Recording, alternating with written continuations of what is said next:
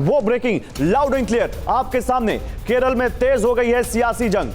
Governor Arif Mohammad Khan और CM Vijayan में ठन गई है। गवर्नर ने सीएम को चिट्ठी लिखकर वित्त मंत्री को हटाने को कहा।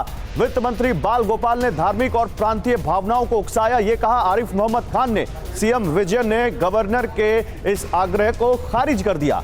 तो केरल में देखिए, गैर बीजेपी राज्यों में अक्सर देखने को मिलता है। आपको याद होगा जब हमारे मौजूदा जो उपराष्ट्रपति हैं जगदीप धनखड़ जब पश्चिम बंगाल के राज्यपाल थे, तो वहां ममता बनर्जी और जगदीप धनखड़ में काफी इस तरह का मामला सामने आता था। लेकिन अब केरल में भी ये सियासी जंग तेज हो गई है। और आइए अब आपको ग्राफिक्स जरिए समझाते हैं कि आखिर केरल में राज्यपाल और सीएम विजयन क्यों आमने सामने हैं। ये समझिए क्या हो रहा है वहां पर, क्यों इस तरह का जो विवाद है वहां पर वो इतना लाउड हो गया है कि अब उसकी बातें होने लग गई हैं।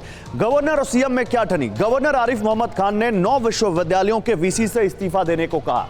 अब गवर्नर ने यूजीसी के नियमों के विपरीत नियुक्तियां होना इसको बताया था। राज्य सरकार आदेश के खिलाफ केरल हाईकोर्ट गई।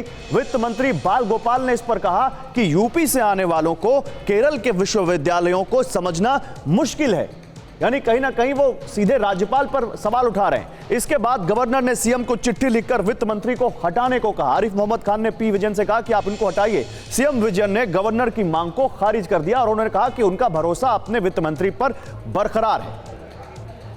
अब केरल में राज्यपाल और लेफ्ट फ्रंट सरकार के बीच जारी विवाद पर सीपीएम नेता वृंदा करात ने मोर्चा संभाल लिया है। उन्होंने कहा कि राज्यपाल को मंत्री के खिलाफ ऐसी बयानबाजी नहीं करनी चाहिए। वहीं बीजेपी ने कहा कि गवर्नर के खिलाफ बयानबाजी की बजाय सरकार को कोर्ट जाना चाहिए। कि ये जो इनका जो शब्द इन्होंने इस्तेमाल किया, एट माई प्लेजर, ये ब्रिटिश ज़माने का एक कॉन्सेप्ट है। ये मैं नहीं समझती हूँ कि 2022 में कोई गवर्नर को एक इलेक्टेड मिनिस्टर के बारे में इस प्रकार के शब्द इस्तेमाल करना चाहिए, और ये कॉन्स्टिट्यूशन के दायरे का ही बाहर है। नहीं, देखिए, आपके पास न्यायपालिका का विकल्प हमेशा खुला है।